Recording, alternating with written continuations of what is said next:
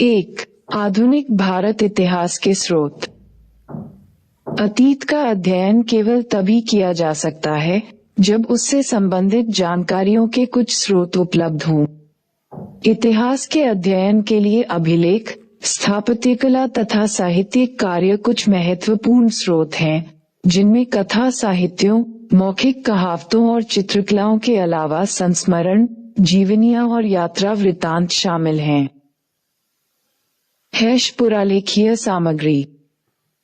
आधुनिक भारत के इतिहास के निर्माण में राजकीय अभिलेखों विभिन्न स्तरों पर सरकारी अभिकरणों के दस्तावेजों को सर्वोच्च प्राथमिकता दिए जाने की आवश्यकता है। पुरालेखीय सामग्री ऐसे दस्तावेज हैं जिन्हें कोई संगठन, लोक प्राधिकारी, संस्था, व्यवसाय या परिवार अपने कार्यों के दौरान तैयार करता है, जिन्हें ऐतिहासिक अनुसंधान या भविष्य के कार्यों के नियोजन के तौर पर सुरक्षित रखा जाता है। ईस्ट इंडिया कंपनी के अभिलेखों ने 1857 की कालावधि के दौरान की व्यापारिक दशाओं का विस्तृत वर्णन प्रदान किया, जिसके लिए एक प्रकार के प्रशासन की आवश्यकता थी जो पूरी तरह कागजों पर था। प्रत्येक नीति लिखित में होती थी और प्रत्येक व्यवसाय एवं लेन देन प्रेषण, परामर्श एवं कार्रवाई गुप्त पत्रों तथा अन्य पत्राचार के माध्यम से होता था। राजकीय अभिलेख, निदेशक मंडल और बोर्ड ऑफ कंट्रोल से संबद्ध अभिलेखों के अतिरिक्त जिले से लेकर सर्वोच्च सत्ता तक प्रशासन के सभी स्तरों को शामिल करते थे। जब ब्रिटिश महारानी क्राउन ने प्रशासन भारतीय संभाला, तो उसने भी बड़ी मात्रा में विभिन्न तरीकों के राजकीय अभिलेख सुरक्षित रखे। इन अभिलेखों का परीक्षण करके हम चरणवार प्रत्येक घटना एवं विकास को समझ सकते हैं। इन अभिलेखों के अतिरिक्त अन्य यूरोपियन ईस्ट इंडिया कंपनियों, पुर्तगाली, डच एवं फ्रांसीसी के अभिलेख भी 17वीं और 18वीं शताब्दियों के इतिहास के सृजन हेतु उपयोगी हैं। राजनीतिक व्यवस्था के बारे में भी इनसे काफी कुछ प्राप्त किया जा है। राजकीय अभिलेखों की 4 श्रेणियां हैं। 1. केंद्र सरकार पुरालेख। 2. राज्य सरकार के पुरालेख। 3. मध्यवर्ती एवं अधीनस्थ प्राधिकरणों के अभिलेख। और 4. न्यायिक अभिलेख। इनके अतिरिक्त निजी अभिलेख एवं अभिलेखीय स्रोत भी विदेशों में उपलब्ध हैं। केंद्र सरकार के पुरालेख। नई दिल्ली स्थित राष्ट्रीय अभिलेखागार में भारत सरकार के अधिकतर पुरालेखों को सहेज कर रखा गया है। ये संग्रह 18वीं शताब्दी के मध्य से वर्तमान समय तक के आधुनिक भारत के सृजन हेतु अभिलेखों की अटूट श्रृंखला प्रदान करता है। 1857 के पश्चात के प्रशासनिक एवं संवैधानिक विकास जैसे लोक सेवाओं का गठन, स्थानीय स्वशासन का प्रारंभ, भारतीयकरण की समस्या और प्रांतों का प्रादेशिक पुनर्गठन इत्यादि बेशकीमती सामग्री भी इस श्रृंखला में पाई जाती है। 1767 में बंगाल के प्रथम सर्वेयर जनरल के रूप में जेम्स रेनल की नियुक्ति के साथ भारत के अनजान क्षेत्रों एवं इसके सीमा क्षेत्रों का वैज्ञानिक रूप से मानचित्रण शुरू हुआ। रिफॉर्म कार्यालय के अभिलेख भारत में 1920-1937 के दौरान हुए संवैधानिक विकास के विश्लेषणात्मक अध्ययन के लिए बेहद उपयोगी हैं। राज्य सरकारों के पुरालेख। राज्य अभिलेखागारों के अभिलेखों में आय, भूतपूर्व ब्रिटिश भारतीय प्रांतों, भूतपूर्व रियासतों जिन्हें 1947 के पश्चात भारतीय संघ में शामिल कर लिया गया, और ब्रिटिश शासन के अतिरिक्त विदेशी प्रशासन से संबद्ध स्रोत सामग्री मिलती है। पुणे के अभिलेख कार्यालय में पेशवा दफ्तर नामक एक अन्य ब्रिटिश पूर्व महत्वपूर्ण पुरालेख है। ये पेशवा के पतन के 1 शताब्दी पूर्व के मराठा इतिहास के अध्ययन का एकमात्र बेशकीमती स्रोत है। राजस्थान के जयपुर, बीकानेर, जोधपुर, उदयपुर इत्यादि रियासतों के इतिहास का अध्ययन करने के लिए पुरालेख वर्तमान में बीकानेर स्थित राजस्थान राज्य अभिलेखागार में महत्वपूर्ण है। जम्मू स्थित राज्य के पुरालेखों में 1846 से जम्मू कश्मीर के डोगरा शासन के इतिहास के अध्ययन हेतु दुर्लभ संग्रह है। मध्य प्रदेश में ग्वालियर, इंदौर, भोपाल एवं रीवा, केरल में त्रावणकोर एवं कोचीन, कर्नाटक में मैसूर और महाराष्ट्र में कोल्हापुर रियासतों से संबंधित सभी महत्वपूर्ण पुरालेख संबद्ध राज्यों में हैं। 3 प्रेसिडेंसीज के पुरालेख। फोर्ट विलियम, बंगाल प्रेसिडेंसी के प्रारंभिक अभिलेख 1756 की कलकत्ता की लूटपाट में नष्ट हो गए, जो अंशतः भारतीय राष्ट्रीय संग्रहालय और अंशतः पश्चिम बंगाल के राज्य अभिलेखागार में उपलब्ध हैं। मद्रास प्रेसिडेंसी के अभिलेख 1670 ईस्वी से उसके इतिहास का वर्णन करते हैं, जिसमें गवर्नर और सेंट जॉर्ज की परिषद के अभिलेख भी शामिल हैं। इन अभिलेखों में अन्य भारतीय शक्तियों के साथ आंग्ल फ्रांसीसी संघर्ष तथा अंग्रेजों के मतभेद सहित दक्कन और दक्षिण भारत में ईस्ट इंडिया कंपनी के विस्तार एवं उत्थान की पर्याप्त जानकारी मौजूद है। बॉम्बे प्रेसिडेंसी के पुरालेख, जो मुंबई स्थित महाराष्ट्र सचिवालय अभिलेख कार्यालय में रखे हैं, पश्चिमी भारत, महाराष्ट्र, गुजरात, सिंध तथा भूतपूर्व बॉम्बे प्रेसिडेंसी के कन्नड़ भाषी जिलों, जिन्हें 1956 में मैसूर में शामिल किया गया, के इतिहास के अध्ययन में अत्यधिक उपयोगी हैं। अन्य यूरोपीय शक्तियों के पुरालेख। गोवा में संरक्षित पुर्तगालियों से संबद्ध पुरालेख भारत में पुर्तगालियों के आधिपत्य के इतिहास के लिए मूल्यवान हैं। कोचीन और मालाबार के डच रिकॉर्ड मद्रास अभिलेख कार्यालय में हैं और चिंसुरा संबंधी रिकॉर्ड्स पश्चिम बंगाल के राज्य अभिलेखागार में हैं। फ्रांसीसी अधिकारी अपने फ्रांसीसी अभिलेखों को पेरिस ले गए। न्यायिक अभिलेख। न्यायिक अभिलेख भारत में न्यायिक प्रशासन के विकास के प्राथमिक प्रमाण प्रदान करते हैं। ये विभिन्न वर्गों के लोगों की सामाजिक आर्थिक दशा संबंधी महत्वपूर्ण जानकारी प्रदान करते हैं। फोर्ट सेंट जॉर्ज में मेयर के कोर्ट के पुरालेख 1689 ईस्वी के प्रारंभ से सबसे पहले उपलब्ध न्यायिक पुरालेख हैं। ये मद्रास अभिलेख कार्यालय में हैं। 1753, 1773 के वर्षों के अभिलेख सहित 1774, 1861 के वर्षों के बंगाल के सुप्रीम कोर्ट के अभिलेख कलकत्ता उच्च न्यायालय के अभिलेख कक्ष में रखे गए हैं। इसी प्रकार 1728 में बॉम्बे में स्थापित मेयर कोर्ट के अभिलेख महाराष्ट्र सेक्रेटेरिएट रिकॉर्ड ऑफिस में उपलब्ध हैं, जहां पर बॉम्बे अभिलेख न्यायालय एवं सुप्रीम कोर्ट के अभिलेख भी रखे गए हैं। प्रकाशित अभिलेख। संसदीय पत्र अत्यधिक महत्वपूर्ण पुरालेखीय प्रकाशन होते हैं, जिनमें क्राउन के अधीन ईस्ट इंडिया कंपनी और भारत सरकार के अभिलेख शामिल हैं। भारतीय एवं प्रांतीय विधानमंडलों की कार्यवाहियां, केंद्रीय एवं प्रांतीय सरकारों द्वारा प्रकाशित गजट और समय समय पर जारी विधियों एवं विनियमों के संग्रह भी ऐतिहासिक शोध हेतु उपयोगी सामग्री हैं। निजी पुरालेख। निजी अभिलेखों में उन व्यक्तियों एवं परिवारों से संबद्ध पत्र एवं दस्तावेज होते हैं, जिन्होंने आधुनिक भारत व्यवसाय एवं औद्योगिक निगमों तथा राजनीतिक, सामाजिक,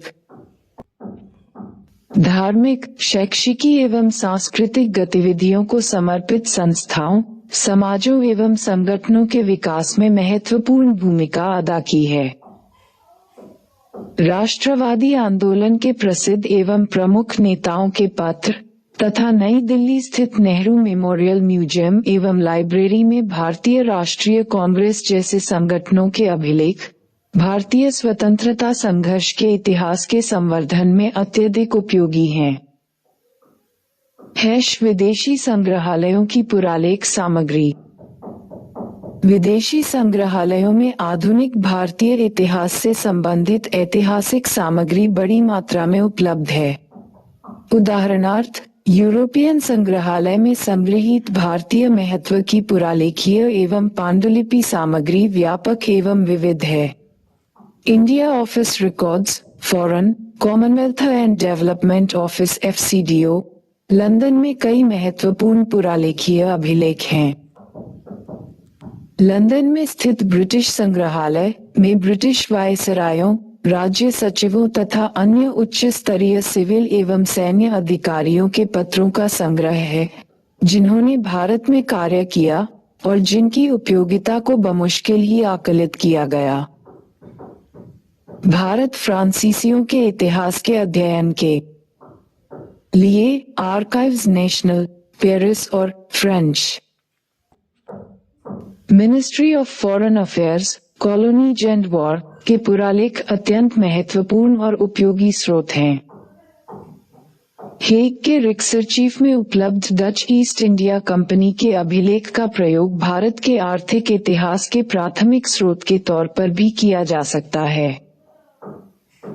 भारत में 1777 के पश्चात डच उपनिवेशों से संबंधित दानिश क्राउन और डच ईस्ट इंडिया कंपनी के रिक्सरकेविट, कोपेनहेगन में उपलब्ध अभिलेख त्रिकोम्बर और सैरामपुर, श्रीरामपुर के बंदोबस्त के बारे में जानकारी प्रदान करने वाले प्राथमिक स्रोत हैं।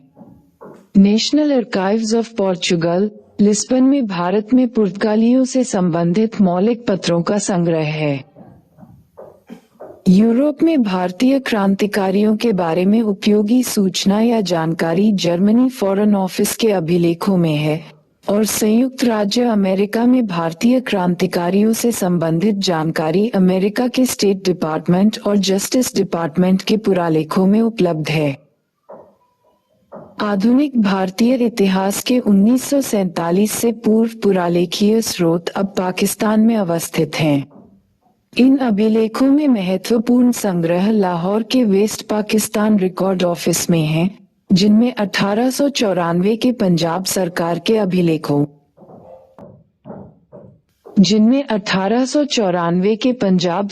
के अभिलेखों के अतिरिक्त 1804, 1857 के दिल्ली रेजिडेंसी और विभिन्न राजनीतिक अभिकरणों के अभिलेख शामिल हैं। पेशावर स्थित अभिलेख कार्यालय में 1849-1900 के बीच पेशावर के कमिश्नर के अभिलेख और 1901 से उत्तर पश्चिम सीमा के प्रांतों के अभिलेख उपलब्ध हैं। जीवनी साहित्य, संस्मरण एवं यात्रा वृतांत। कई यात्रियों, व्यापारियों, धर्म प्रचारकों, मिशनरी एवं लोक सेवकों, सिविल सर्वेंट, जो इन शताब्दियों के दौरान भारत आए, ने देश के विभिन्न हिस्सों के अपने अनुभवों और प्रभावों को लेखबद्ध किया। इन वृतांतों ने आधुनिक भारतीय इतिहास के अध्ययन हेतु बेहद उपयोगी स्रोत का कार्य किया है। इन लेखकों के समूह में सर्वप्रथम मिशनरीज, ईसाई धर्म प्रचारक आते हैं। सर जॉन शोर और चार्ल्स ग्रांट, दोनों ने बंगाल में लंबी सेवाएं प्रदान की, ने ईसाई धर्म प्रचारकों, मिशनरीज एवं उनकी गतिविधियों का पुरजोर समर्थन किया। जॉर्ज फोस्टर के यात्रा वृतांत ने उत्तरी भारत की राजनीतिक दशाओं के बारे में जानकारी प्रदान की।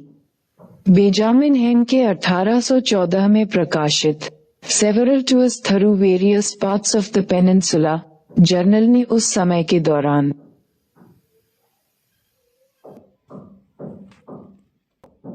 Several tours through various parts of the peninsula journal ने उस समय के दौरान प्रायद्वीप के आर्थिक उत्पादों पर बेहतरीन जानकारी प्रदान की। 1831 में प्रकाशित जेम्स बंस की भुज की चिकित्सकीय स्थलाकृति पर टिप्पणी और visit to the court of Sindh के लेखन ने कच्छ के इतिहास पर जानकारी प्रदान की। एलेक्जेंडर बंस का यात्रा वृतांत ट्रेवल्स इनटू बोखारा, भारत से काबुल की उसकी यात्रा का वर्णन है। इस यात्रा का राजनीतिक उद्देश्य ये पता लगाना था कि ईस्ट इंडिया कंपनी के लिए सिंधु क्षेत्र किस प्रकार लाभदायक रहेगा। CJC डेविडसन का 1843 में प्रकाशित diary of the travels and adventure in upper India John Butler द्वारा 1855 में लिखा गया यात्रा वृतांत travels and adventures in the province of Assam during a residence of 14 years राज्य की पहाड़ी जनजातियों की प्रथाओं, आदतों एवं समाज का वर्णन है। W.H. स्लीमैन की journey through the kingdom of Awadh, Awadh की राजनीतिक और आर्थिक दशाओं को प्रतिबिंबित करती है। समाचार पत्र एवं पत्रिकाएं। भारत में समाचार पत्र प्रकाशित करने का प्रथम प्रयास अंग्रेजी ईस्ट इंडिया कंपनी के असंतुष्ट कर्मचारियों द्वारा किया गया, जो निजी व्यापार में कुरीतियों को उद्घाटित करना चाहते थे। जेम्स ऑगस्टस हिकी ने 1780 में बंगाल गजट या कलकत्ता जनरल एडवर्टाइजर नामक पहला समाचार पत्र प्रकाशित किया।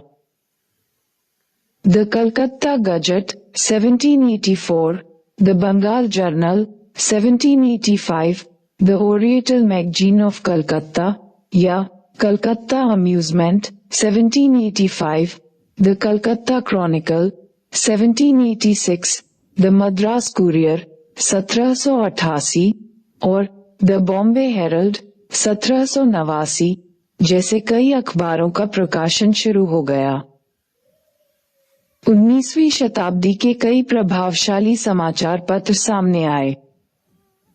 जी सुब्रमण्यम अय्यर के संपादकत्व में द हिंदू और स्वदेश मित्र, बाल गंगाधर तिलक के नेतृत्व में केसरी और महाराटा, सुरेंद्रनाथ बनर्जी के नेतृत्व में बंगाली, शिशिर कुमार घोष और मोतीलाल घोष के नेतृत्व में अमृत बाजार पत्रिका, गोपाल गणेश अगरकर के नेतृत्व में सुधारक NN सेन का इंडियन मिरर, दादा भाई नौरोजी का voice of India, JP Verma का एडवोकेट पंजाब में, ट्रिब्यून एवं अखबार आम बॉम्बे में, इंदु प्रकाश, ध्यान प्रकाश, कल एवं गुजराती बंगाल में, सोम प्रकाश, बंगनिवासी एवं साधारणी।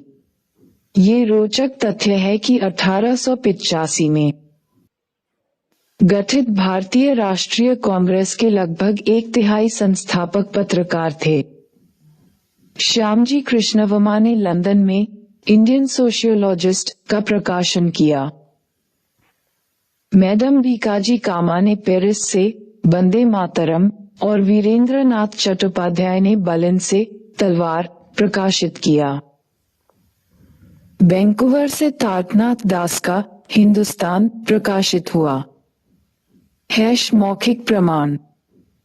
मौखिक इतिहास अलिखित स्रोतों की मदद से इतिहास के सृजन को संदर्भित करता है। उदाहरणार्थ, वैयक्तिक संस्मरण एक प्रकार का मौखिक स्रोत है।